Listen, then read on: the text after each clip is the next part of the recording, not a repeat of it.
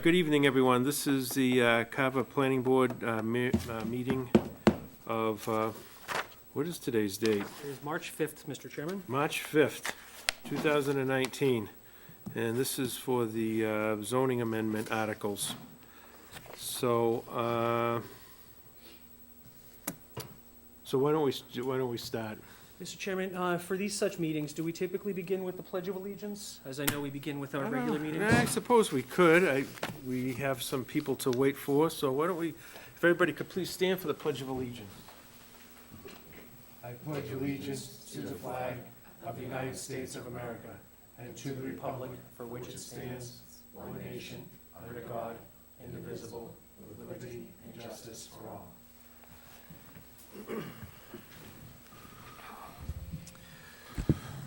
Mr. Chairman, we are convened tonight as a continuation of our public bylaws amendments that was last scheduled for February 26th, if I'm not mistaken. This evening, we have two outstanding amendments to discuss, Amendment 7 and Amendment 8. Just as a refresher, Amendment 7 is asking the Planning Board and thereby Town Meeting, if approved and endorsed, to consider the definition craftsman tradesman and to remove the et cetera that appears at the end of that definition. Amendment 8 is to consider two overlay districts for marijuana and adult use. One district is being proposed in North Carver for labs and grow facilities. And in South Carver, south of Seepit, we are seeking the board's approval and endorsement for a retail overlay district that goes from Seepit along Tremont to the town border. At our last meeting, we did approve 6 amendments as proposed and as written, with one minor change to one of the solar bylaws to include the word contiguous, as I'm recalling. In your packets in front of you, all 8 amendments are there if you want to refresh your memory on the first 6 articles or amendments. And when this board is ready, we can commence hearings on Amendment 7 for the definition of craftsman tradesman. Unless the board has any questions and you would like for me to revisit anything that we discussed at our previous meeting. Any board members have any questions about what we did at our last meeting? No. All right, how about, why don't we refresh our memory on what we were doing with zoning amendment 7? Oh, forgive me, Mr. Chairman. Yes, zoning amendment 7, yes. Just recalling also there was a typographical error identifying 2 number 5s at our last packet, so. That's right, yeah. We've corrected that. Great. 1, 2, 3, 4, 5. Okay, so as it were, zoning amendment 7 seeks to amend Article 6 of the Carver zoning bylaws, definition of craftsman tradesman, to delete et cetera as shown in your packet with a strike through.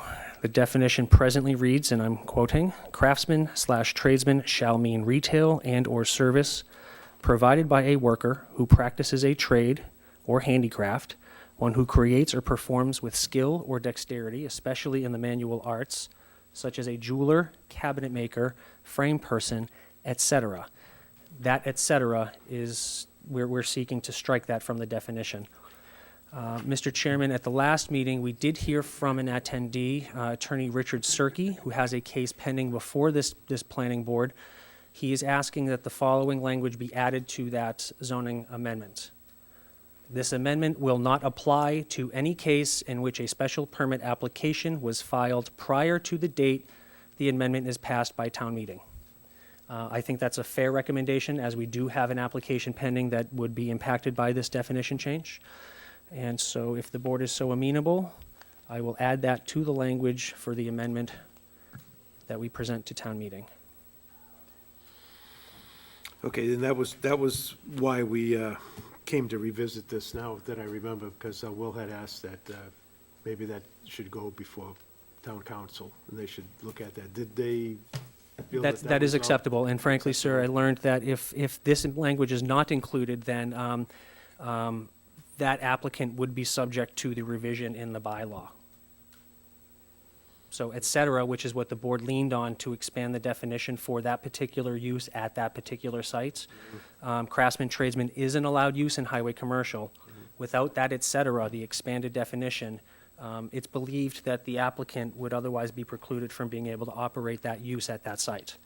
So if it is the will of the board today to remove et cetera, it would theoretically preclude that individual from being able to proceed. The request from the legal rep was, as I said, to state that this amendment will not apply to any case in which a special permit application was filed prior to the date that the amendment is passed by town meeting. It's furthermore my belief, just based on the progress of that particular case, one of the impediments to its advancing to this board was that they had a pending ZBA case that has since been dismissed with prejudice. So they are technically free and clear to proceed with this planning board. They do appear on our agenda on March 12th, which is next Tuesday.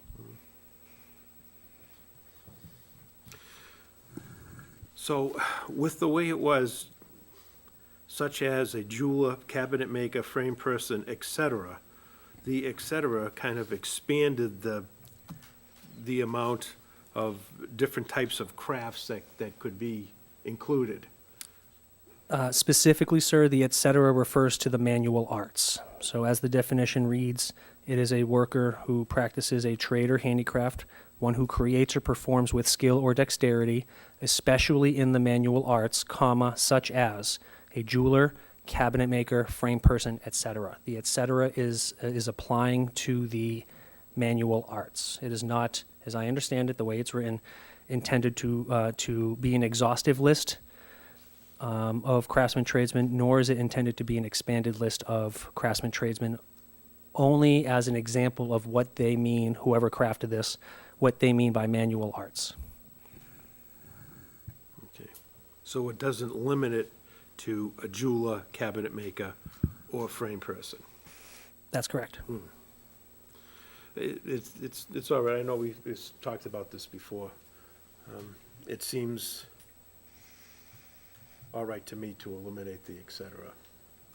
I don't know if anybody else, how they feel about this. The reason, just for Jim's information, is that I think everybody was okay with this.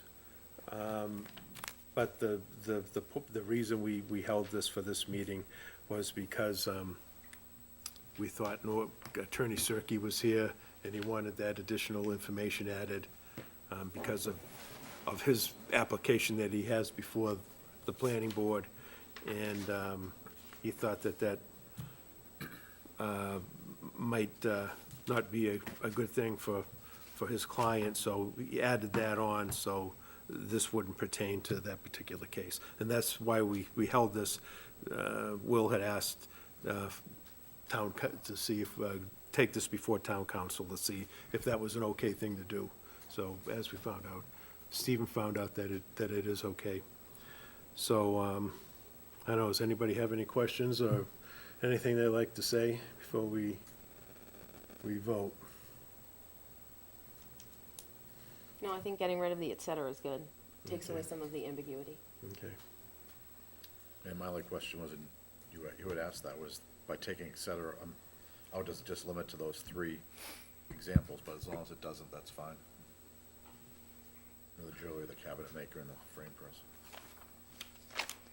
Trying to agree with Jen, that's, Well, it does say such as, it doesn't say limited to, so I guess it still keeps it open for others to be considered, other types of workers. Mr. Chairman and members, there is an avenue for folks who are seeking clarity on the definitions. We have legal opinion that states that the town does have the statutory authority to come up with its own definitions. It does not, however, in that legal opinion, specify that the planning board is the de facto Merriam-Webster for the community. The avenue that's proper, I believe, is to go to the ZBA for that determination, and then come to the planning board for any permits thereafter once the determination is made. Just throwing that out there, removing this et cetera does not preclude anybody from coming in with this particular use as cited on their application. We'll work with the applicant, as we often do, and the other departments and boards so that they know what their process is. Removing et cetera would not necessarily prevent someone from coming in to seek a permit for that use that doesn't appear in the examples that are given. I believe removing et cetera would not create an exhaustive list for the 2 or 3 examples that are cited. All right, I'll entertain a motion to accept this zoning amendment. Mr. Chairman, clarifying with the recommended language from Attorney Cirque? Yes. Okay. I'll make the motion to approve zoning amendment 7 with the additional language from Attorney Cirque. I'll second that. So we have a motion and second. Further discussion? Those in favor? Aye. Those against? And so we have 3, 4, you voted for, 3, 4, and then we have 2 absent, actually. All right, I guess we go on to the marijuana. So the least controversial of everything we're here to talk about. Mr. Chairman, as the board may recall, and those folks watching at home, we had a proposal before last town meeting that was defeated. We had 2 proposals, in fact. One was to basically take the existing medical marijuana overlay districts, which exist in the 2 industrial A zoning designation areas in South Carver. At the time that was passed, there was only 1 industrial A. There was subsequently a change, however, to zoning that then created 2 industrial A areas. And from what I understand, that therefore then expanded the overlay areas to those 2 sites, because the language was rather ambiguous. Instead, only in industrial areas, did not specify a map or parcel. That said, we had tried to recreate that for adult use. It was defeated, as I understand the expression was to allow in more places. I've worked with a couple of those folks who had expressed some detraction at the last meeting. What you have here before you is what I believe is a good compromise, but it also segments the industry in 2 distinct areas of our town, incumbent upon the characteristics of those areas. In North Carver, the bylaw seeks to create an overlay district, not changing the underlying zoning, simply an overlay district, largely in the URP area, to allow for grow facilities and test labs. In South Carver, we're proposing a retail south of Seepit to the town line with only a couple of examples of properties not included in that. In fact, I have to give a great deal of credit to Mrs. Sarah Hewins, who brought to my attention that when we prepared this initial list, we included map 29, lots 1E and 1W. I'm going to request that the planning board, if it is the will and wisdom of this board to approve this, that we remove map 29, lots 1E and 1W, as those are the Cole property, no relation, and they are not suitable for this use, as they are in perpetuity recreation open space. So what you see here in North Carver and in South Carver are a list of the map and the parcel numbers that are impacted by the overlay.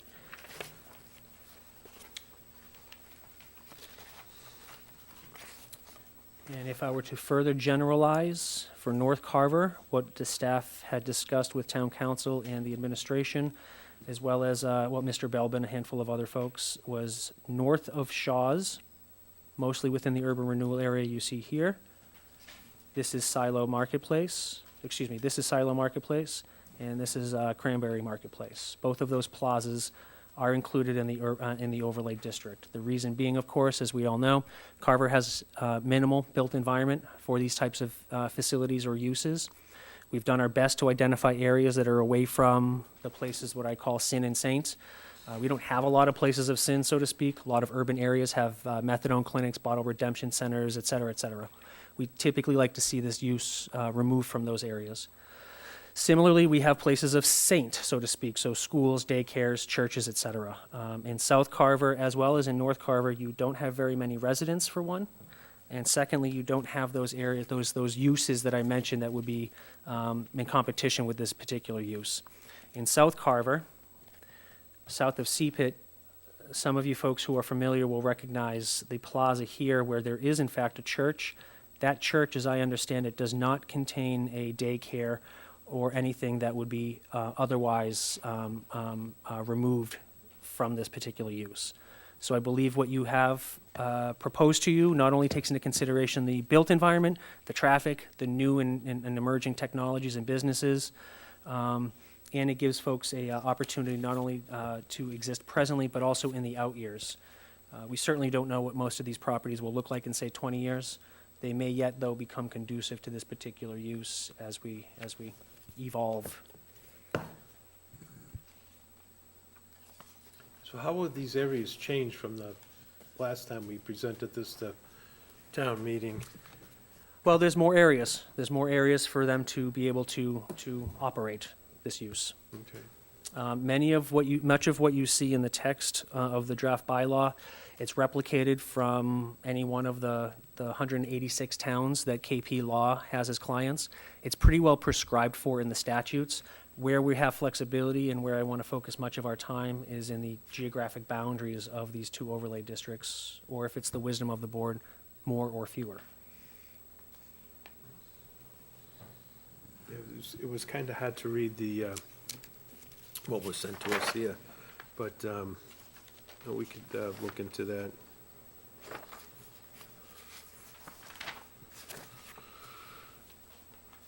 Any questions by the planning board members? Well, I think since we're talking about the geographical locations, my concern with putting it just anywhere south of Sepet is, south of there are a few houses. In my opinion, I don't think anyone would want a marijuana establishment as their neighbor. So I'd like to see the zone pushed further south down Main Street to start maybe where Erickson's ice cream stand is, because from that point south, there's not residences. So it just takes it out of the residential area.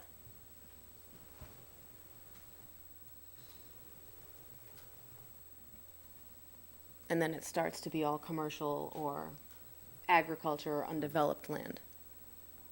But going as far north as That's further Sepet- north from Berry Guys, right, Jen? As I'm recalling? Yeah. Yeah, keep going. It's just north of Dunkin' Donuts. There it is, right there. Okay, yep. So, Mr. Chairman, Frank, I would gladly support and recommend that same. What I'm trying to be careful about is to make sure that there is an environment where someone could locate into this area. South of Erickson still achieves everything I just mentioned. It still has the built environment. It's certainly more conducive to the traffic flows.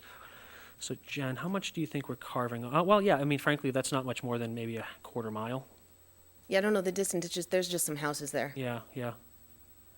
I'm just not sure that's the type of neighbor you want. And these are smaller lots, Mr. Chairman and members. They're not 60,000 square feet. A lot of these smaller homes, you can see they're rather postage size stamp, but understandably different. What residential area is that? Is that RA or commercial? A Or? lot of these homes are RA, yes. A lot of this area is RA, with active bogs in one industrial area. So part of where the overlay district exists now is where we see Deacon's and the Stoneworks. So the parcels that would be in this overlay district are just the ones on either side of Main Street, the ones that touch Main Street going south? Tremont. Yeah, From sorry. where, that's okay. Sorry. From where Main and Tremont meets is where Sepet. Yeah. But under your recommendation, it would be along Tremont from Erickson south. Yeah, can you just scroll all the way down to the town line just so we can Sure. see the geography and, yeah, it's gonna be just all open space down there. Precisely, yeah, with select few plazas and storefronts. And this There are the is- two houses down at the town line too. I don't know how we could preclude someone from being their neighbor there as well. So these are very large lots. I mean, but for those residences you mentioned, Jen? There's just two down at the town line I can think of. Right, yep. All of these other lots are rather large, so even if I'd be shocked if anything took up a full lot. My sense is that we would probably see A&Rs and subdivisions. Okay, And we can, of course, put in setback requirements as Okay. well. There can't be any smells, there can't be Yeah. any signs. We have a gentleman in the audience today, and forgive me, Kevin, I'm gonna pick on you a little bit, but I know you're pursuing this as an endeavor. If the board would like to hear from someone who is pursuing this endeavor, I welcome you to talk to Kevin. He and I had a great conversation prior to this meeting. I learned a lot. And he can certainly speak better to the state's regulations. These things have to be, lest I'm mistaken, they effectively have to be stealth. Yes, absolutely. There's no big signage or anything like that. Everything is very limited. That's the state standard. If you could sit in that chair and just give us your, just so for the record, your name and, My name is Kevin Howe, and I'm with a group called Back River Advisors, and we have a few of these licenses in play right now in different communities. But the state laws have all of them, there's, the signage is very limited, how close you can be to a school, a church, any of those things are all in place. I know the area that you're talking about, and it looks like an area where something could be done and not affect any of your residents in town. okay. as the setback requirements to residential property, There is not to residential properties, and because of some of those limits in town, in cities and so forth, you would never be able to get one anywhere if you have a setback from where someone lives. So those are not in place, but, like, as Steve said, the properties that you're looking at down there, they're the ones that are conducive to putting a retail-type facility in that area aren't close to the two houses that are down by the town line down there. Mr. Chairman, just to give some visual impact, in your packets, starting with map 126, that includes 127, 128, et cetera, you can see the size of some of these lots that are being discussed as being party to the overlay district. Just to reiterate, they're rather large. I mean, but for those residences that Jen mentioned, which you can see up in map 9, or closer to map 9. I'm going to draw your attention to the one that says map 126. yeah, this, So you can see in that map, the assessor's map, where Main Street 58 meets Tremont Street, right at Seepit. And you can see that there's several small housing lots along Seepit and Tremont. And then by the time you get further down Tremont, the lots start to get a little larger, as seen on map 127 and map 128. And then you can look at map 98 and get a very similar sense also of how large some of those, the 3 or 4 lots down there are. now, these lots that you have in, for the overlay district, are they RA, or the commercial lots, or the mixture, or? There's a couple of lots that are zoned as industrial A. I think there's one that's industrial C. Okay. The remainder are RA. We're not changing the underlying zoning. We're simply creating an overlay district. Okay. So the underlying zoning will remain. If it's the will of the board to secure setbacks or other parameters during the site plan, bearing in mind also, I want to note, Jen, much to your credit, you were inquiring early on to the number of licenses we could limit it to. And there was some provision in the number of liquor licenses that the town has. We can cap it similar to that. And I think what we're proposing is two licenses for both districts. Combined or each? No, each. Combined. That's what we're allowed to cap it at. That's what we are seeking to cap it at. So effectively, you could end up with 2 retail and none in the grow, or you could have 1 in the grow, 1 in the retail. It's probably unlikely we're going to end up with 2 grow facilities and 2 labs. These guys are fairly competitive. Is that right, Kevin? Yes, that's correct. But I understand that there is some relationship between retail and grow. Yeah, Okay. a retail license will grant you the ability to have a grow facility as well. I'm sorry, Mr. Chairman, may I, through you? Is there a limitation or a capacity on how much you're allowed to grow? There is a square footage one for a grow facility, and I don't have it off the top of my head, but it's been changing. But I do think it's something, the last number I saw was somewhere in the 60 to 80,000 square foot. Okay, so you're capped on the size of the facility, but not on the volume or the output of the No. product? No, Okay. but you can only get so much growth from Sure. a square foot. So if you have a retail shop, you can have a grow facility attached to it?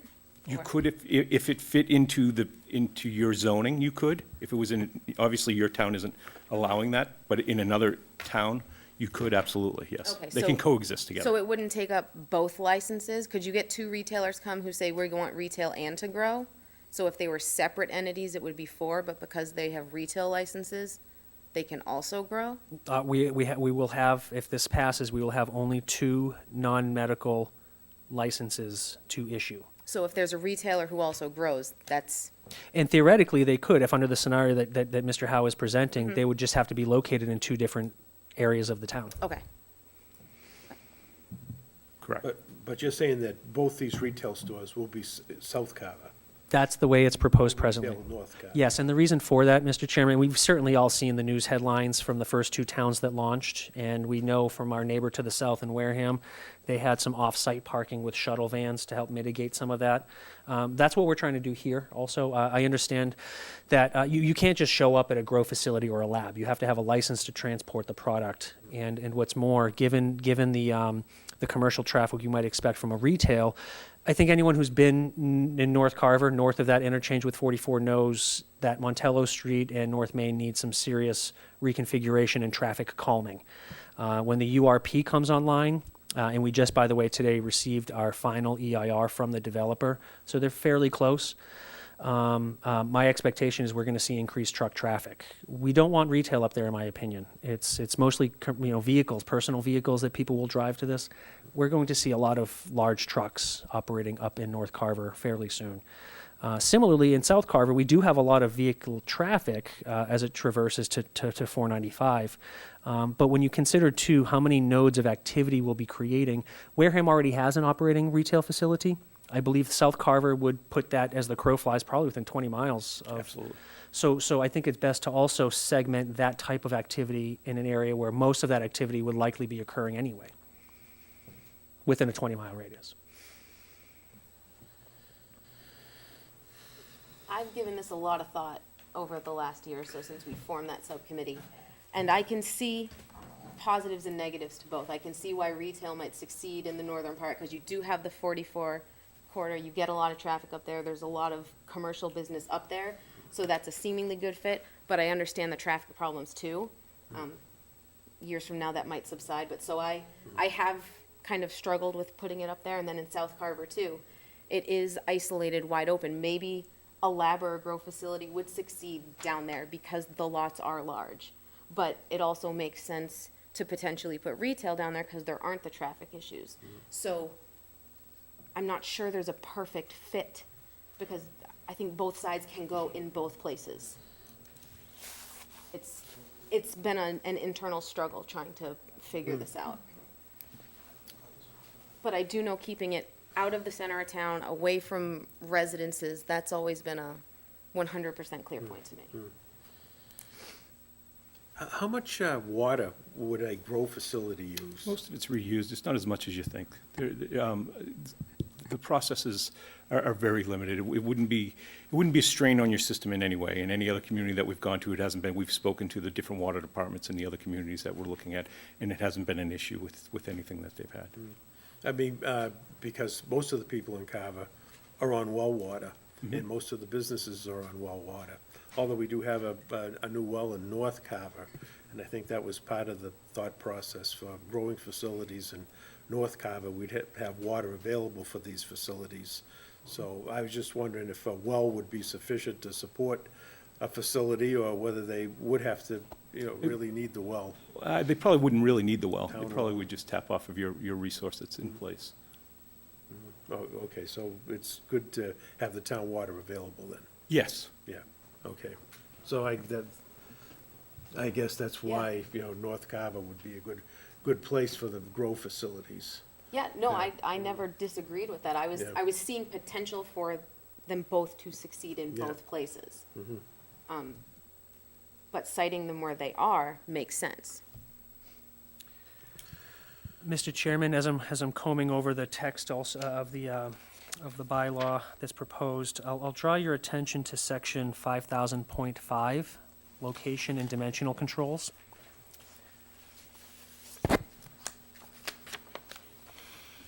And you can see there that they talk about number 2. Well, for one, it requires the special permit and site plan review for these uses in both of these districts, as reviewed by the planning board.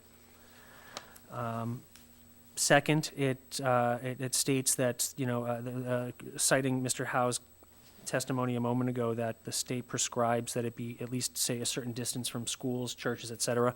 That's captured in number 2. These types of uses may not exist within 500 feet of the following pre-existing uses. That includes public and private schools, state licensed childcare, as well as libraries, playgrounds, et cetera. Number 3 speaks about the cultivation and processing facilities located in North Carver shall be separated from adjacent uses by a 50-foot buffer strip unless the applicant can demonstrate and the planning board finds that adequate buffering can be achieved or provided in a narrower buffer strip. That's the setback we were talking about. If this board wanted increased more, we certainly have a 200-foot requirement for other things in town. I think that might be a little onerous in this case, but I defer to the wisdom of the board. Number 5 I want to jump to because it says that unless explicitly stated otherwise, non-medical marijuana establishments shall conform to the dimensional requirements applicable to non-residential uses within the underlying zoning district. So if in the underlying zoning district, some areas require 50-foot frontage, 50-foot rear, 30 sides, there has, lot coverage can't exceed more than, say, 15 or 20%. These are broad examples, not applicable strictly, but we are effectively preserving the dimensional requirements in the underlying zoning. And then if you were to look, of course, under the procedure, which is the special permit, it's the normal special permit process with some enhancements, including a detailed floor plan, compliance with the requirements for parking, loading, et cetera, security protocols, and then, of course, under special permit conditions on non-medical marijuana establishments, it does set hours of operation to be prescribed not before 9 a.m. and not after 8 p.m.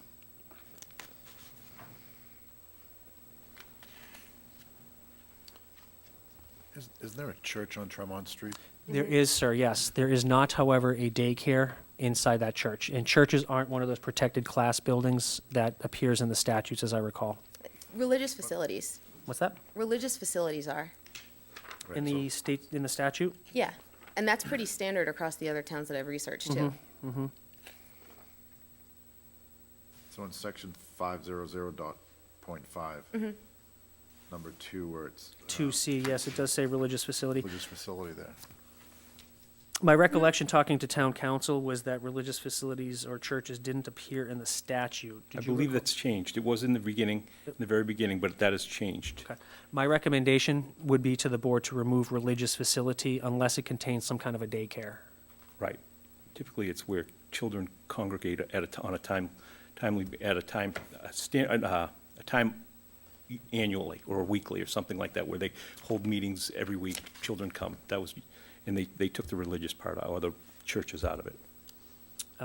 Noting my own familiarity with a handful of Supreme Court, U.S. and SJC cases where marijuana was used as part of a religious experience, so far that has not been supported because of the federal authorities' rules and regulations on the matter.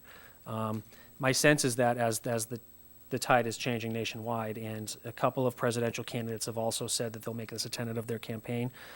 If ever that were to change on a national level, my sense is that this would not be enforceable if it was seen as part of a religious practice. So religious facility perhaps should maybe come out of this restriction. I would say we should keep it.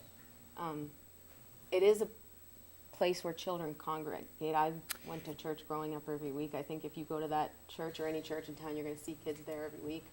Religious education too. If it changes nationally, then it changes, but The only thing I would just, is,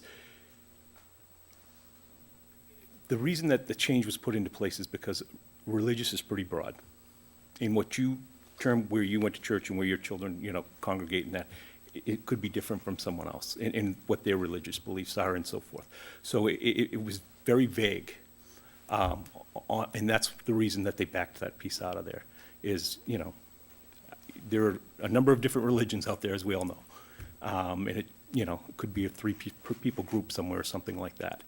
And that's what they were trying to stay away from. And if I may also. And when you, I'm sorry, but when you say that, you know, children go, that's covered in here. I think it was under, Yeah, it's where children congregate, but a Right. religious facility is, so if they do at a religious facility, then you have to go by that, if they do. So like Stephen has said that, you know, it doesn't have a daycare in it. If it's a church with a daycare in it, then yes, you can't go near it. But if it doesn't have a daycare in it, or something like that, then that's where they removed it. I would disagree with that. Mr. Chairman, go ahead, I'm sorry, in deference to the members. But to add on to what you had just said, if we took that out, religious facility, but then it says or similar facility in which minors commonly congregate for particular purpose in a structured and scheduled manner. So if every Sunday morning the children congregate at the church, does that line cover that? And that Yes, now they'd be. yes. I believe it does, and I'm not an attorney, but I believe it does. And That's my question. I think it because- opens it up into interpretation from the board, and what I would say also, we are allowed to restrict the hours of operation, as is demonstrated in one of, was it 2A under 5,000.6 special permit. It does say 9 a.m. to 8 p.m. I'm sure I could ask town council if we would be able to restrict Sunday operation, given that that's probably when most of the religious facilities will be in use. Furthermore, the gentleman brings up a good point. Facility is rather vague. I happen to know a handful of, maybe not in this community, but certainly in other communities, in a meme or a cleric's home is also a place that's usually tax exempt because they conduct some kind of religious services there at their home. Is that deemed a facility? This board will have to make that determination. I think since we're endeavoring to clarify definitions and not put ourselves in a position to or interpret broad terms. It's my belief that religious facility should probably come out, as it will probably also someday become indefensible. But what's more, we don't know what rises to that threshold of a religious facility. I think that needs to be better defined before we start to enforce it. Your point's well taken, very well taken. And I think that there might be some other things that we could do as a board and a body to restrict or protect minors from being exposed to this particular use in the areas that we're talking about, including limiting Sunday hours. Because it discusses pre-existing uses, and if the only religious facility in either of these proposed overlay districts is the one church on Tremont Street, it still leaves a huge swath of land in South Carver for a grow or a lab to be. Leaving religious facility and going 500 feet on, either side around it, it doesn't take out a large part of it. And then if a marijuana facility comes into that district and someone wants to open a religious facility, they go into it knowing they could be 500 feet or less from it because it's not a pre-existing use. There's only one religious facility down there. So keeping it in isn't taking away a large mass. I guess what the board should probably consider also is let us just simply pretend that someone in South Carver doesn't want to see this, and so they start saying that their home is now exempt for religious purposes because they hold church group there. Now we're pushing the bar from Seepit to Erickson's, and now it's 500 feet around that particular existing church. Anytime between now and, say, April 23rd, when town meeting occurs, or in the 90 days thereafter when the AG reviews this bylaw, we could see a flurry of properties popping up, perhaps, with some religious connotation to it, just to further preclude this use from going into those areas. Do churches or religious facilities file taxes differently with the town? Are they somehow officially classified differently in the town? So the assessor can specifically identify what is a church or a religious facility, so someone can't just say, I do it in my house? They could always say that they do it at their house. But yes, there is a special assessing code for government and nonprofit use and religious use, 900 in the assessing codes. Those properties with an assessing code of 900 or greater is usually considered exempt. So then maybe we Or could they'll add have that a in. portion of the homes. I would be very careful about using assessing codes for zoning bylaws. We also have encountered some problems using assessors' records for building code issues. One example is we might have a home in town that is a illegal or non-conforming multifamily. The assessor may have captured that for the last 20 years and has been assessing that as a multifamily. The assessor does not have legal authority, though, for the building codes. You know, the assessor's records are, or should exist independent from the zoning bylaws, because there's obvious conflicts. I can give very good examples and specific examples offline. I just don't want to embarrass any property owners who might come to find out watching this that their property is a illegal non-conforming structure. But I would simply say this: many of those issues are relics of the 1960s, when this town actually didn't have any zoning bylaws or building codes in place. So if someone who's listening to my voice is older, was born before 1963, they are literally older than the laws in this town. So some of those things could present additional complications. Just trying to make a square peg, a square block fit in a round hole. It's just sometimes it's not as neat or clean, and I find that using assessor's records can clarify some things but complicate other things. Okay. They are, though, exempt. Your question was particular about exemptions. They are exempt from real estate tax. I was religious just trying to orders. figure out a way to make it official religious facilities, so you're not getting the people popping up after the fact, trying to establish one. If it comes out, as long as there's a way that if kids are there for mass, weekly, or religious education, or on a regular basis, if that 500-foot distance requirement can be enforced, then I'd be more okay with taking it off. But if removing a religious facility it'll discount the masses and the education and just count the preschools in the churches, then I'm more hesitant. So is that up to our interpretation, as you had mentioned? So say if we took that out, the religious facility, but the church on Tremont Street meets every Sunday, and they have, Then you can't have a marijuana retail facility within 500 feet, right? It's effectively what the law says, yes. Yeah. I mean, I would only caution, what's the regularity that a susceptible population is at that site? I think your point is well taken. It's really only just 500 feet, but it just, as I said, what happens when it's 500 feet from there, someone else has a religious facility that has popped up. I think that's where we should probably consider the rate of attendance. But then again, there's nothing prescribed for in the laws that allow us to do that. It opens up a lot of interpretation that you guys would have to decide. And yet, right here in the center of town, we have a religious facility that's less than 500 feet from a package store. So, Shares a plaza. and the chairs, yes, the same, But, I mean, Center. the best churches serve the best wine anyway, Mr. Chairman.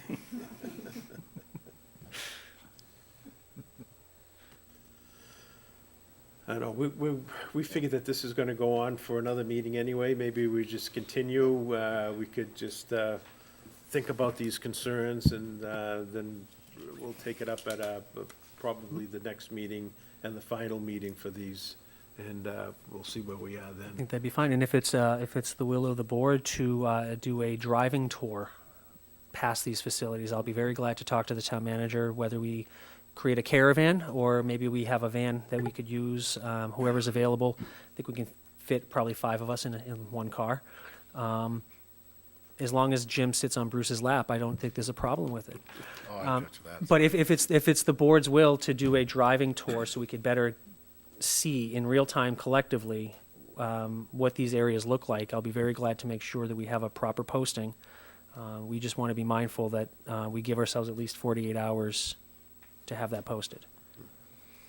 And maybe look into the church to see if they have an already active Mhm. group too. I was That's an thinking excellent of point. that, because I drive by it all the time and I read the signs sometimes, but I never see, Mhm. I've never been to that church, so I don't know. Right.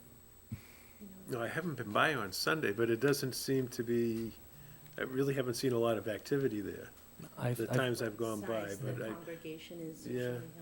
usually, right. Well, you know what they say, Mr. Chairman, 7 days without Jesus makes 1 week. They were funny famous today. around Super Bowl time. The message they put on the sign outside made like state, and I'm not sure if it made national news, but yeah, they were well-known for a little bit. They predicted the, Yeah. witty, yep. and I know they do a lot of things at the church as well, special events. But I know, Mr. Hanson, I see him advertise a lot of things about that. That might be my only concern if, I think sometimes he's had like, not AA, but some type of, meetings there. And obviously you don't want to have a facility right there. He's doing a great job down there. Maybe we can get in touch with him as well, just to see what type of things they do. Because like you said, 500 feet on that large stretch of land isn't, It's incidental, yeah. because further down, there's all that open space. Yeah. And it does say pre-existing too.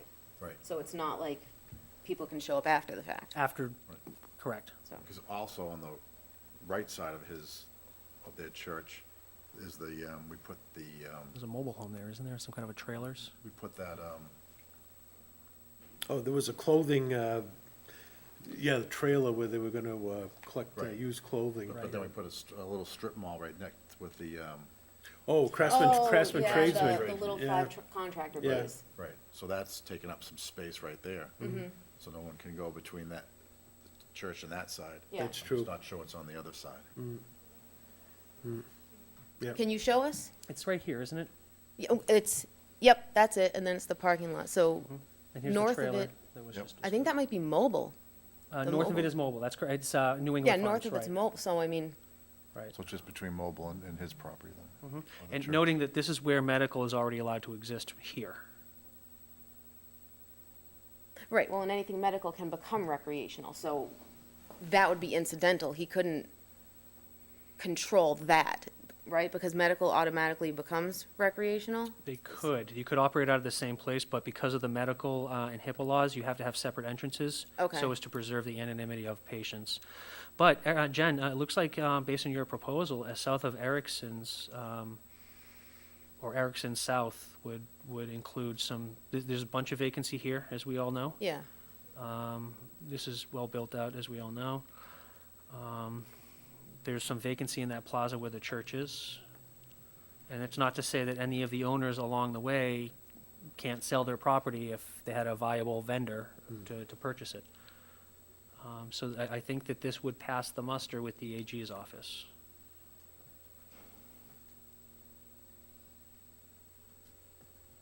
And there's really not much more down to the town line. yeah, it's except for just we those, see the- just yep. those two houses, but that's, Mhm. yeah. Yep.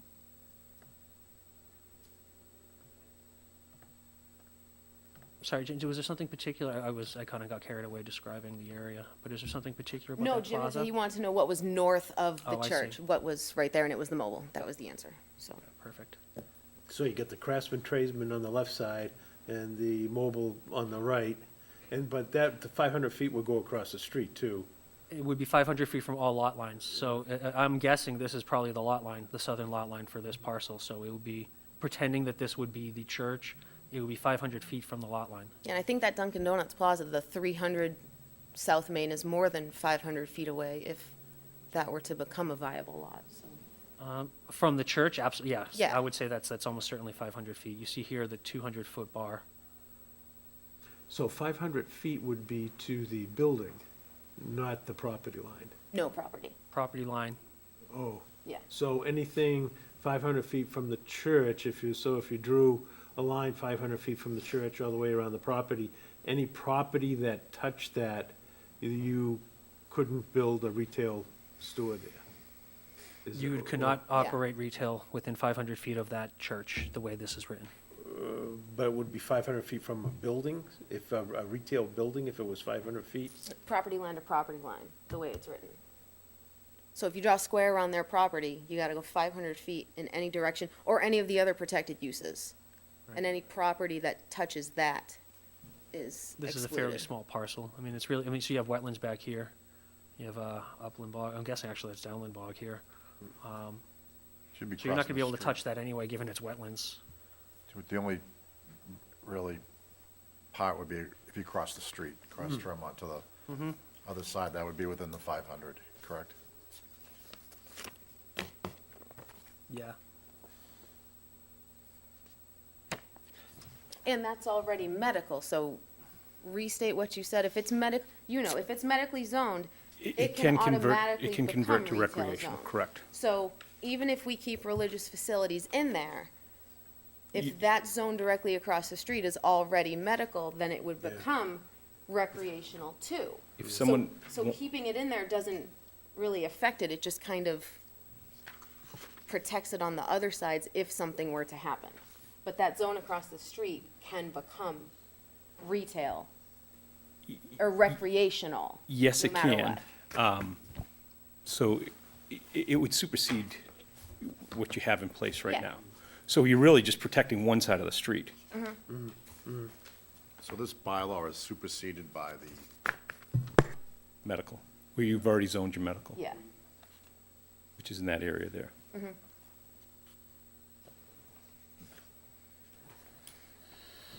Well, if you guys want to move on, I have other stuff. Yeah, we could move on, yeah, and I just want to get a sense, so I believe if you look on map 95, I believe that site that we're talking about, where that plaza is, where the church is located, I believe that's either 3A or 3-1. In either case, you can see that they're much smaller lots. I think it's actually 3A, which is 1.7 acres.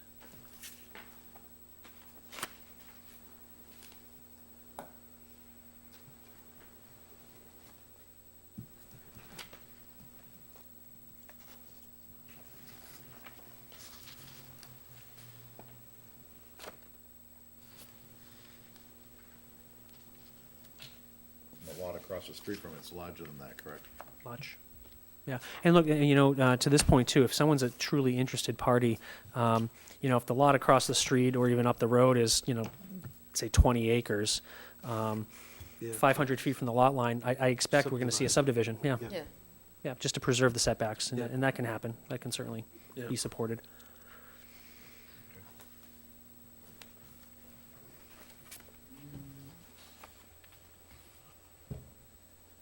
all right, if you want to continue, we can, You go for it, otherwise I got stuff. But if you want to keep talking, I have. Oh, I'm so tired of talking. Okay. All right, like I said, I've spent a lot of time on this in recent months since we formed that subcommittee last July. I've been really excited, looked into a bunch of other towns. Okay, and I was looking at ours. Jen, I'm just going to Yes. contribute. I'm pulling up what you had sent to me Mm-hmm. a while back, and I just want to make sure that this is what you're referring to, because I can pull it up on screen if that's the case. Probably. Yeah. But, so my first note is actually in the draft that's being proposed. If you go to the page after this table, Stephen, the one that starts with within the NMOD/CP and NMOD/R, in the fifth line, I think that's supposed to say NMOD/R. Is this the one that has section 5000.3 definitions? Yeah, And you're just, talking yeah, about the the paragraph above it? I Yep. think that should be the /R, because it talks about retail in that sentence. Land within, could you read the sentence for me? I just want to make sure I Yep. capture exactly Land where. within the NMOD/CP, Yep. which I think should be R, Okay. may be used for any state licensed non-medical adult use marijuana establishment conducting retail sales. In which case the requirements. Cultivation, processing, independent testing. So that's you're correct. So the preceding sentence reads, land within the NMOD/CP. Yeah, May be used for any state licensed non-medical adult use marijuana establishment Mm-hmm. conducting cultivation, processing, independent testing laboratory, and product manufacturing, in which case the requirements set forth in this section shall apply. Second sentence, which is what I think you're citing. Yeah. Land within the NMOD/R may be used for retail. retail sales. That's correct. Yep. Yeah, so that should change to R. Yep. Okay, well, that was just that. Okay, that's answered. That's answered. So with a lot of the stuff that I'm gonna be saying, to you guys, the audience, everyone, I did a lot of research. I looked into as many towns as possible throughout the state who had approved bylaws, proposed bylaws, tried to find towns kind of all over the state, similar to ours, and I really dissected them, figured out what I think would be best for Carver, what kind of pick and choose. So I'm not writing any of this stuff on my own, I really just kind of researched. So one of them, when we were talking about the 500-foot setbacks, I did see one town had said a minimum separation of 750 feet is required from marijuana retail establishments. I thought that was interesting, something worth bringing up. 750 instead of the 500. Well, that just said between the marijuana retail establishments. That's just what one town said. I wanted to bring it up as a talking point. Oh, in case you had several? Yeah, I mean, we're allowed to have two. So in the southern part, if there were gonna be two, they wouldn't be two right next door to each other. They're separating them. This one town did. I forget which town, but they said they didn't want two neighboring retail spots. So bringing it up as food for thought and talking points because it was something interesting I saw.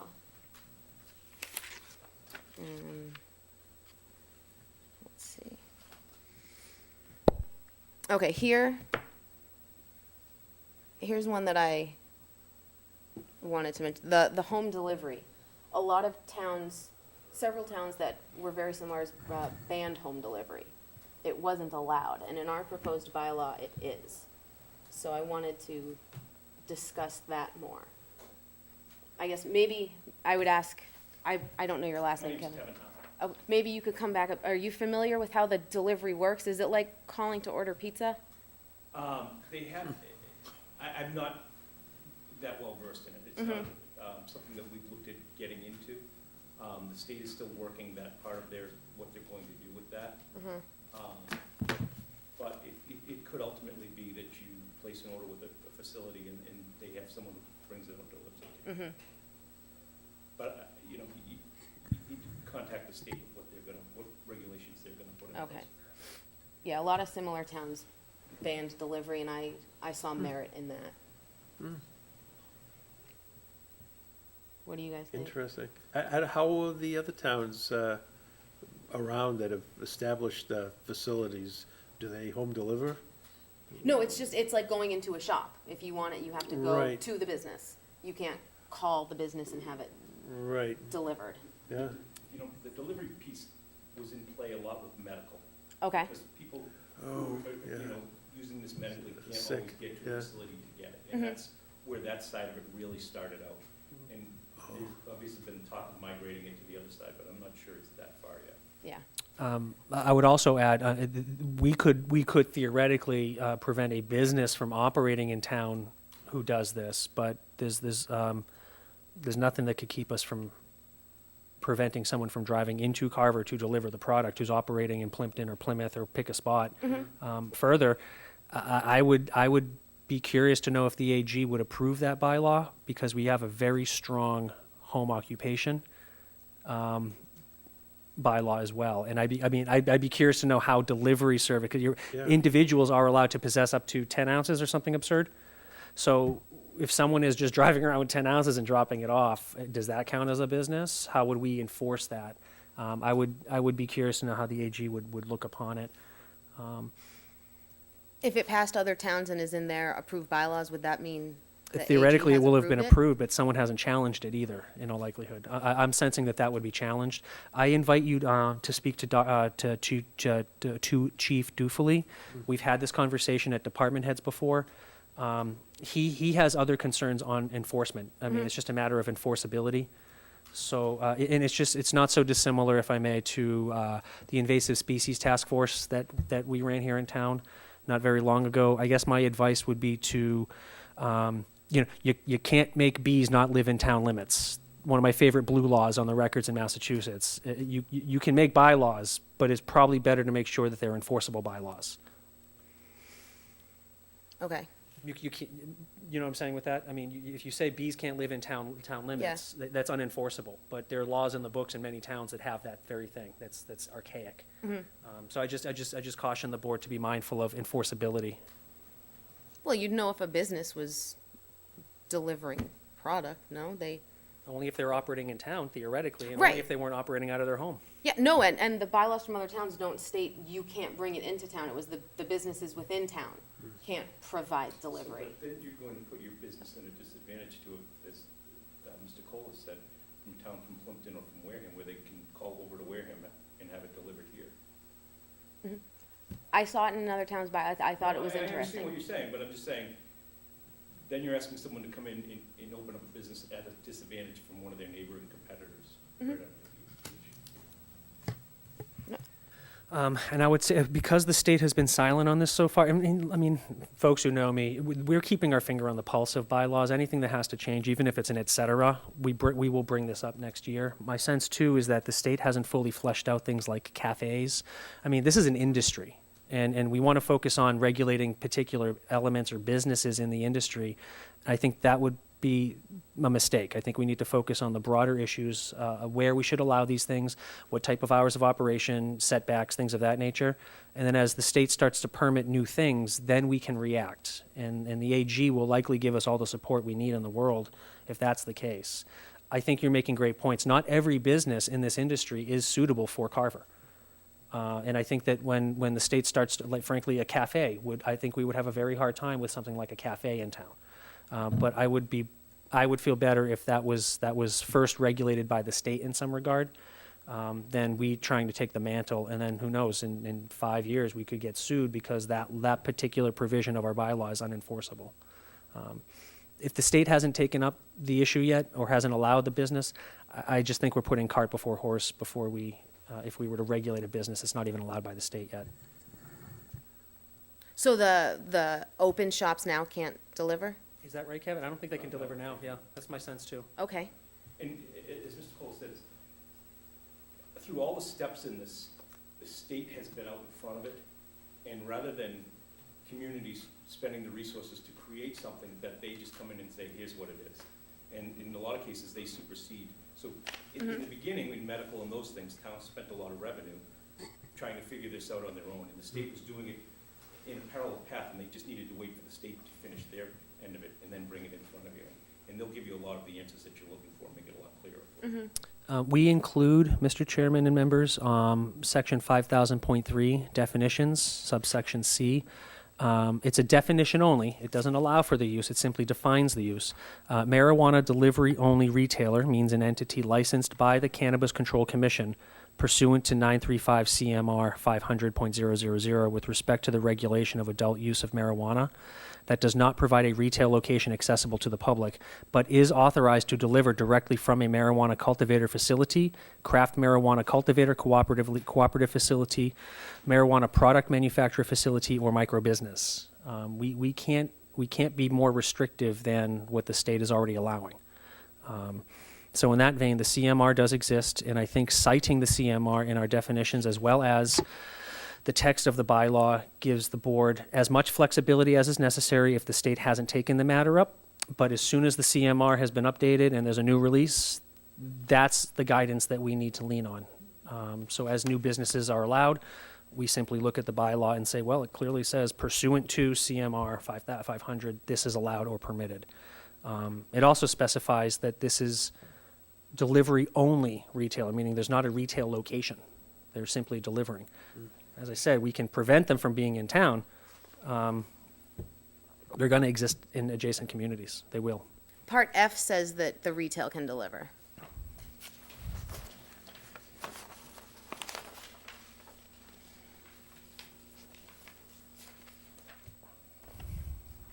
It says to deliver, sell, or otherwise transfer marijuana and marijuana products to marijuana establishments and to consumers. And again, those are definitions. I just want to be clear. Those are Yeah. just definitions. They're not to allow or disallow. You know, I'm not arguing, I did research, Okay, yeah. I really tried to look at comparable towns and see what people had done. Because this is fairly new, but we are working on it now, so it's good to see what other towns are doing. No, interesting. Okay, moving on, because I'm not gonna, that same page of we're going to section 5000.6, special permit, 1, then Roman numeral 2, then number 3. Question for you, Stephen. Can you cite the location again? Forgive me, I was Yeah, it's reading that- the building. This page. There's so many numbers. It's, 5,000.6, okay. yeah, I just didn't, in number 3, I wasn't sure if a word was missing or if I was just reading it wrong. But convenience and safety of vehicular and pedestrian movement off the site. If vehicular and pedestrian traffic off-site can reasonably be expected be substantially affected by on-site changes. It seemed like a word was missing, like the word "to." Can reasonably be expected to be substantially affected by on-site changes? Gotten my packet into a bit, here we are. And which subsection in 5,000.6 was that? Well, number 1, Roman numeral 2, number 3. It seemed So like, detailed site plan, and then 3, convenience and safety of Yeah. vehicular and pedestrian movement off the site. If vehicular and pedestrian traffic off-site can reasonably be expected to to be substantially? yes, the Bs, yes, can reasonably be expected to be substantially affected by on-site changes. Okay. Yes. So we to- need the word The to. word "to" should be in there. Okay. Great catch, thank you. All right, then at the bottom of that same page, number 6, design and appearance of proposed buildings, structures, freestanding signs, screening, and landscaping. If you go to my page 7, Stephen. And mine's probably not formatted perfectly like theirs, because mine was just a draft, so bear with the numbering there. Number 5. Yeah, number 5, the architectural drawings. I thought that would fit well in with this number 6 in our draft bylaw. And you're talking about 5,000.6 special permits? 4th, yes, 5,000.6 special permits, the number 6 at the bottom there, design and appearance of proposed buildings. My draft just kind of got more specific, and you guys don't have my draft, it's on the screen. Yeah.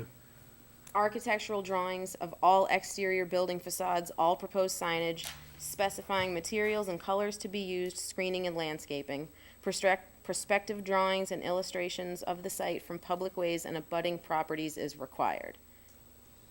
So it just makes it more specific and concrete what we would want to see in the site plan. Like it says design and appearance of building structures and freestanding sign, this one just seemed a little more architectural. Yeah, I mean, they're very my draft said all proposed signage, where this one says freestanding signs. I mean, they're very similar, but I like the idea of perspective drawings and illustrations of the site from public ways and abutting properties is required. So then you can see this is what it's gonna look like. You get some sort of computer rendering. In my time on the board, I have appreciated the times an applicant has come to us and given us more imagery and more detail that we can see this is exactly what it's going to be, instead of having to kind of fathom it off of a description. So this kind of made it more, this is what we're gonna do, this is detailed. Well, generally, under site plan review, they put the building and the parking and everything that's gonna be done on the site on a plan. And then a lot of times we do get elevation views of the front of the building and the sides of the building, what it's gonna look like and where they're gonna place their signs. Yeah, but this just that shows those you, two- this is what it's gonna look like from the street. So with this, okay, if you're driving down 58 or you're up 58 or down on Tremont Street, this is what it's gonna look like when you drive by. You don't get that from a typical site plan. You get the other stuff, but this would say, this is what you're gonna be driving by.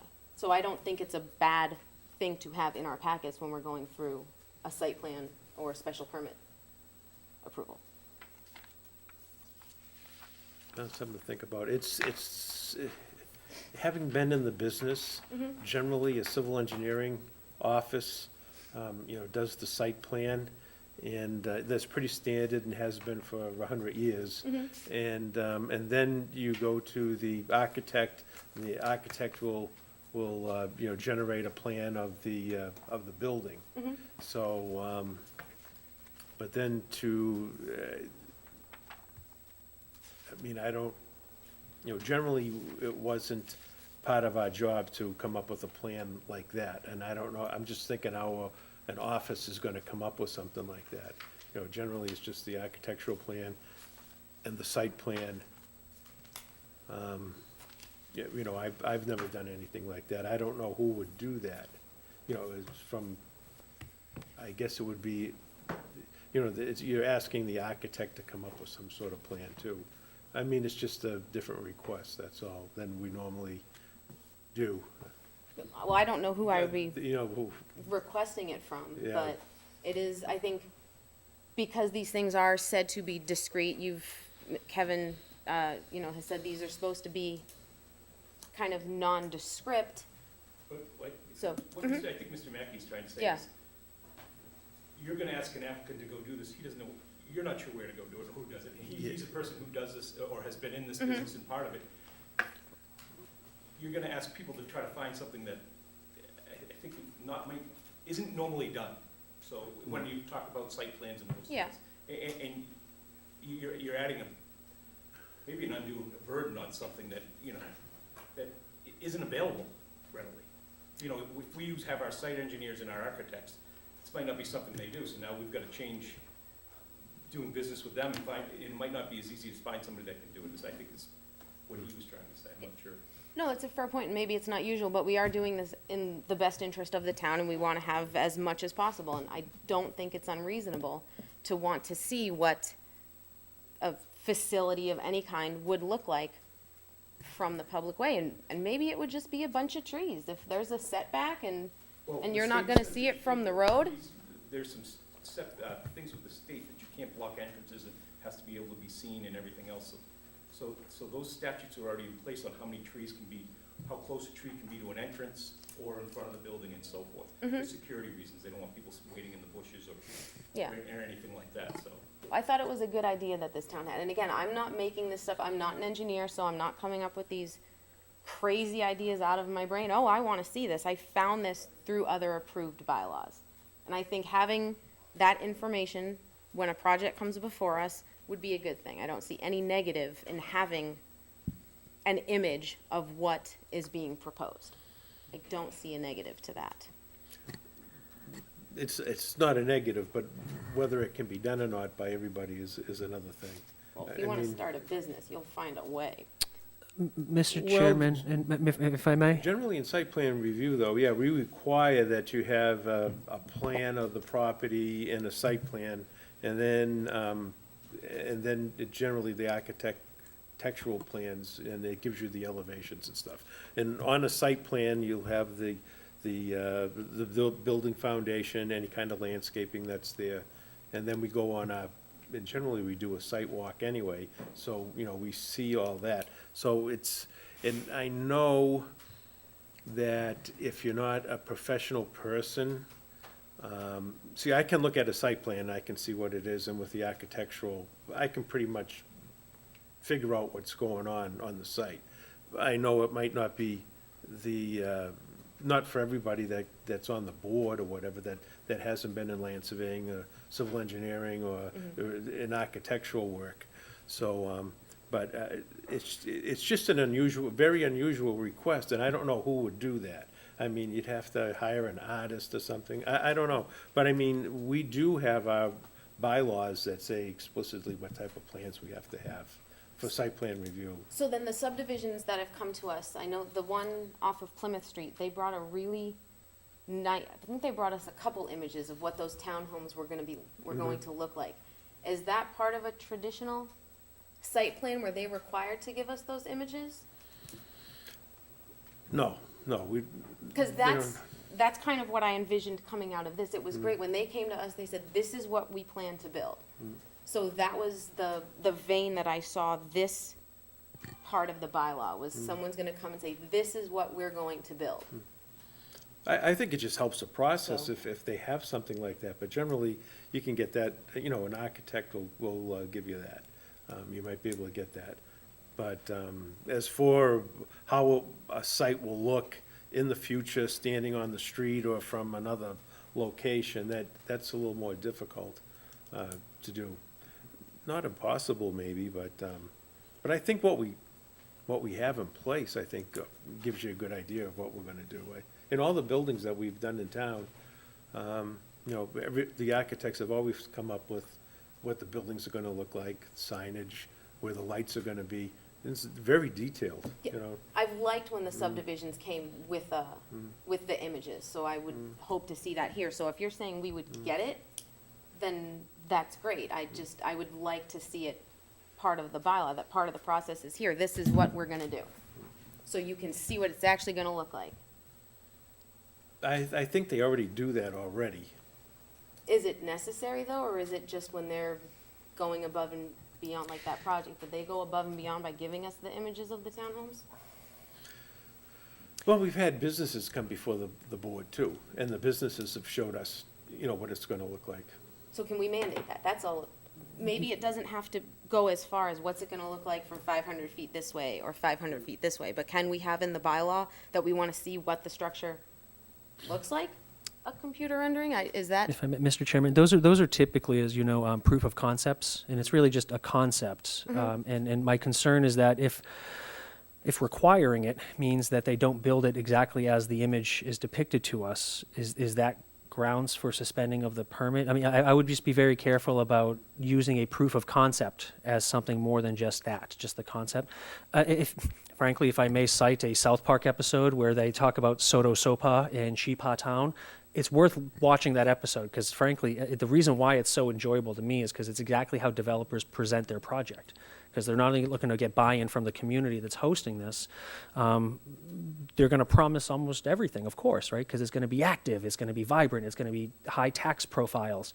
Those are really just, as I said, proofs of concepts. There's no legal mechanism for us to enforce that the proof of concept come to fruition. Especially since a lot of these projects, this is a little different, but some of these larger development projects with proofs of concept, they're usually multi-year or multi-phase projects. So it just gives people a sense of buy-in so that they know what they can expect, but it's not necessarily setting the bar, except to say this is what we're trying to achieve. I would just be careful about requiring that, but from an administrative perspective, we're only going to have 2 of these things. Let's face it, there's only going to be 2 of the retail licenses. That's not going to be an onerous caseload for us. And the chairman, I think, I think you correctly pointed out that we have never, since I've been here, approved a project without doing a site visit first. I trust the site visit more than any picture or map or proof of concept. It's the conditions on the ground that matter most to me. And if we wanted to walk 500 feet north or south or east or west to see what that site will look like in real time, I personally don't see that the proof of concept is going to be helpful for me to use my imagination, because it's also probably in all likelihood not going to be immediately to scale. How do they know what a building will look like 500 feet away? They're going to represent it in a certain way, but as we all know from one of our recent site visits on Tremont Street at 196, you look at a picture of something that's 3,000 feet away, it looks this big. When you're standing there, though, it's rather imposing. You can still see 3,000 feet away, and you can imagine what the scale of the project will be. The proof of concept is going to polish some of that, of course. So to me, it's almost incidental. It's an unnecessary cost burden to the applicant. And I think the chairman and the gentleman in the audience were correct that threshold could be the thing that prevents someone from being that permitted business at that site, because the cost barrier is insurmountable in that case. All for, by the way, a decision that, I mean, you guys are going to make independent of it anyway. But you're the decision-making authority, so if that's what you want to see, it is the wisdom and will of the board to want to see it, so. I would just like to see an image of even if it's just proof of concept, to see the building. And I go back to the examples of the subdivisions. It's been nice to see this. We go on the site walk, we see the maps with the cul-de-sacs and where they go, but it's given the project a lot more realism to me to know what we've been talking about when we're on the site visit. Okay, this is what this house will look like here. So I would like to, if we don't put that in the bylaw, can we request it? I know it's just 2. If an applicant comes to us, can we say, can I see a proof of concept or rendering of the building you propose to make? Mr. Chairman, I'm noting the time and just noting that the laptops that are before us are for the Select Board. I want to be respectful of our succeeding meetings that are occurring here. Jen, you're bringing up good points, and look, I mean, this is one of those things that, because it's new, we need to better understand fully. Can I work with you offline? We're probably going to have to continue this hearing anyhow, Mr. Chairman and members. But Jen, in the interim, before we reconvene, can I work with you? We can identify what towns had that provision in their bylaws, and maybe we can reach out to them. Planners are typically collegial, so they'll be very glad, I'm sure, to give us their insights, lessons learned. And if necessary, we can speak to town council as well to see what is the legal threshold that we're allowed to mandate. Okay, you want me to move on?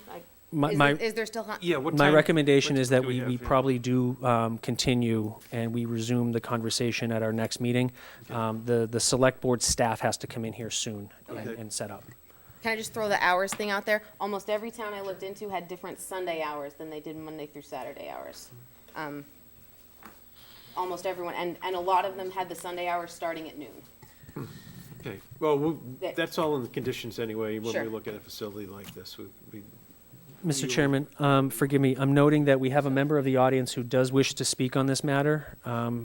If the chair would like to recognize Mr. Savory Moore for the remainder of the time we have? Sure.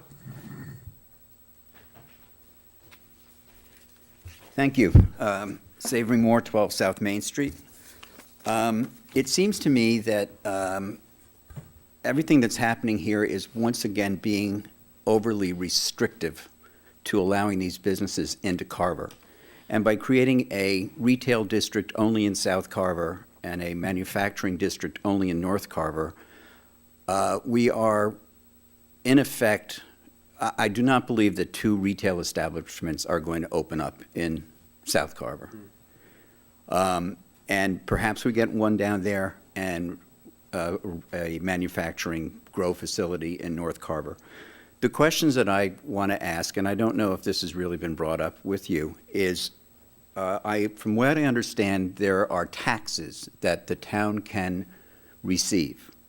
There is up to 3% for the general fund and another 3% based on the agreements made with the companies for emergency services only.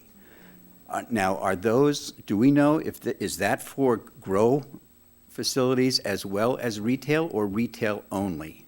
Do we know the answer to that question?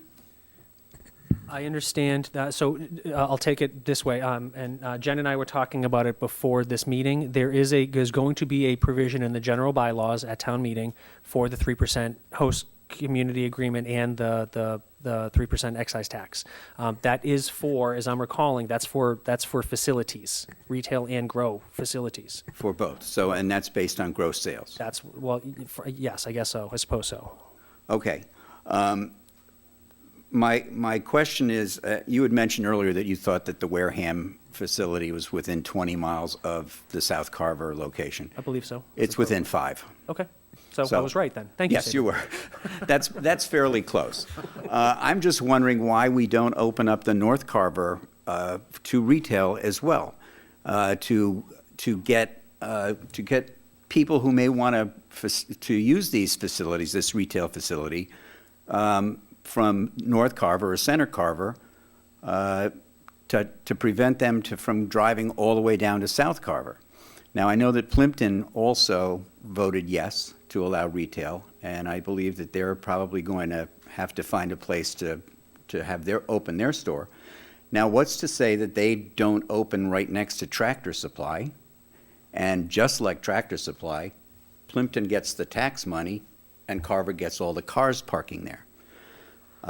So I'm just wondering why we don't, as a town, look to establish 2 retail facilities, or allow at least 2 retail facilities on the outer fringes of both the north and south boundaries of this town, to pull in more of our local citizens and perhaps peripheral citizens in that area to get more of a retail tax base. I just think it's, I think we're missing an opportunity here, and I think that we're being a little bit too restrictive in allowing the retail, because I think that the retail is probably where there's more money to be made.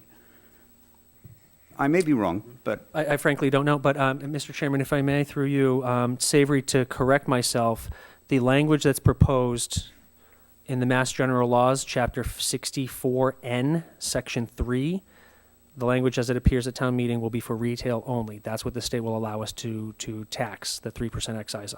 Quoting now, the article will read, "To see if the town will vote to accept General Law, Chapter 64N, Section 3, to impose a local sales tax at the rate of 3% of the total sales price upon the sale or transfer of marijuana or marijuana products by a marijuana retailer operator within the town of Carver to anyone other than a marijuana establishment, or take any other action related thereto." all right, so by restricting retail to South Carver only, the odds are we're only going to have one retail establishment in town, because I doubt that two people will open up across the street from each other.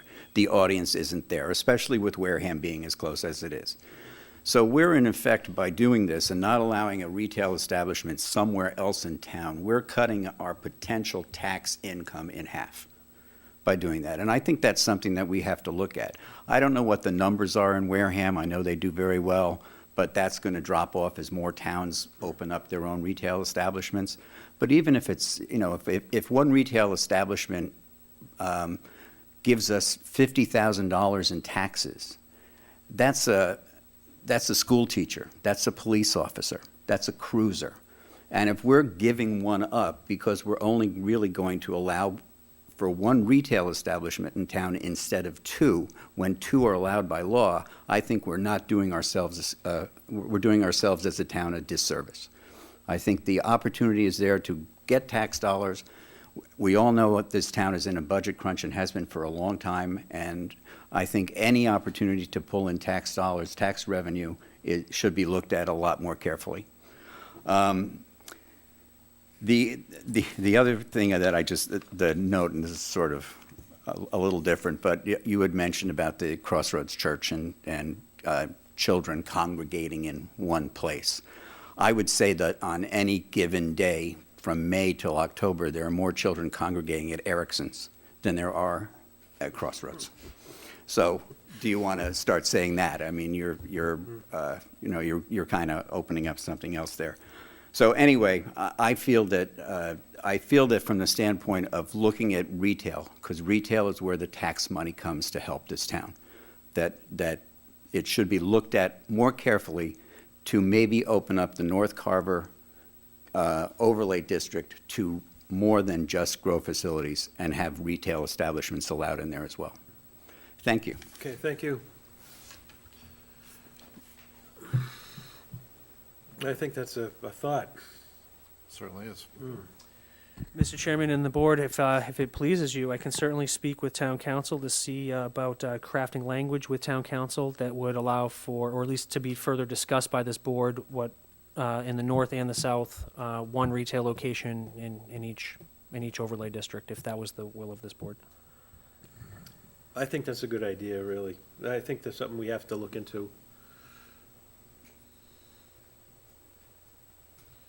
I told you guys in the beginning, I kind of struggled because I saw merit for both kinds of places in both ends of town. Especially where the taxes collected are on retail only. I agree with what you had said, that you're not gonna have two down in south, especially where Wareham has one. So within a 10-mile radius, you can have 3 retail facilities. That wouldn't, I don't think. Because even a McDonald's doesn't build next to a Burger King. So, Well, there's not two McDonald's and a Burger King within. It makes it more inclusive. too. Starbucks, though, will build across the street from another Starbucks. But grow facilities are larger, right? So would they bring in more commercial tax dollars by square foot? I'm not a tax expert, but I don't know that we can say definitively that a retail shop would bring in more money to the town than a grow facility or a lab might. So before we 100% drop that, like, I don't know those figures, but a grow facility or a lab, in my mind, would probably be a larger footprint. It would be a larger footprint, and I think that we would generate some real estate tax, of course, but I think especially with the lab, that would be largely personal property intensive. So all of the chairs and desks and computers and microscopes and test weights and whatever, I mean, frankly, everything that goes into the operation of that business would be captured theoretically, by the assessor in the form of list, and then that would be subject to personal property. I don't know how the state, if the state would exempt them in any way. I frankly will have to wait and see on that one, I guess. But yes, we would capture real estate and personal property tax. In the retail, we're capturing real estate, we're capturing personal property, and 3% of their sales. So it is a little bit of a different mechanism, but we also have to consider this. I mean, if we're taking a broad brush approach to economic development, retail marijuana will likely pay retail rates for salary and pay. These grow labs and production facilities, from my experience in talking to some of these folks in other towns, I mean, we're talking six-figure jobs, horticulturalists, chemists, botanists, doctors in some cases. So they're two very different types of businesses also. Just be mindful of that. I mean, one's a bit more of a skilled workforce, and the other one is retail, as we all know and love it. Okay. But that's also why what's been proposed to this board is hoping to capture both elements.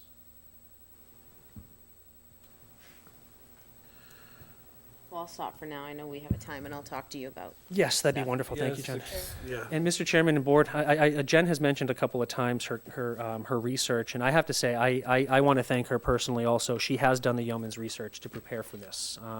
Certainly lessons learned from last year put aside, the depth and the breadth of knowledge that this member comes on this subject matter, I think is admirable and a bit enviable. And I want to thank you for all the hard work you've done Thank you. to help us prepare for these meetings. Thank you. And Thank I you. thank the 12 towns that I studied, too. Mr. Chairman, our next meeting for the planning board is March 12th.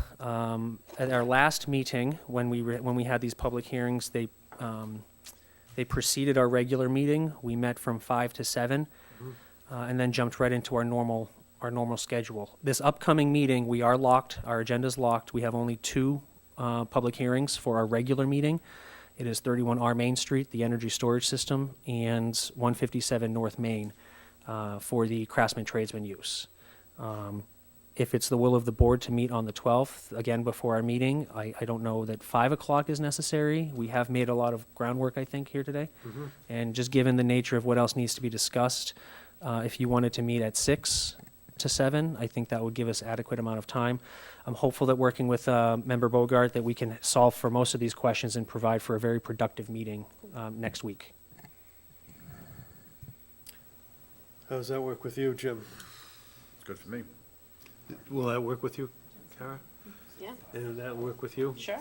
Okay, yeah, if we could do it at 6, so we'll meet. And that date would be, The 12th. Mr. Chairman, I'm learning that at 6 o'clock we have an RDA meeting, which Susan will be at, but we can certainly get someone else. Or they can. Oh, you think I'm important to either of these meetings? Will it please the board if we met at 5 and adjourned at 6 so that we can reconvene at 7? I feel, yeah, I know, Jim, I know. We'll do it for you. I might not make 5. Okay. That was the day that I told you was kind of iffy. Could you so. do 6? Yeah, I mean, I could maybe even do 5:30, but 5 will be cutting it real close. 5:30? 5:30 would be fine. I'll bring refreshments.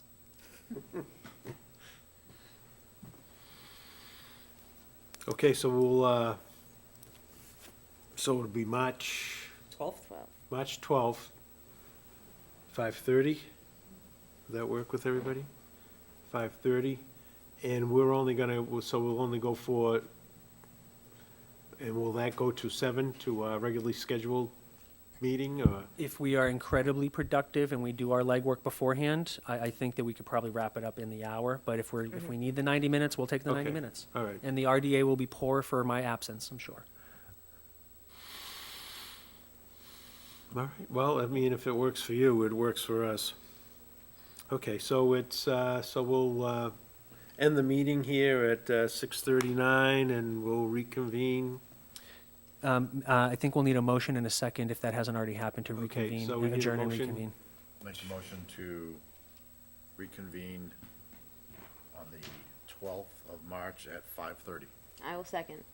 Have motion and a second, those in favor? Aye. Aye.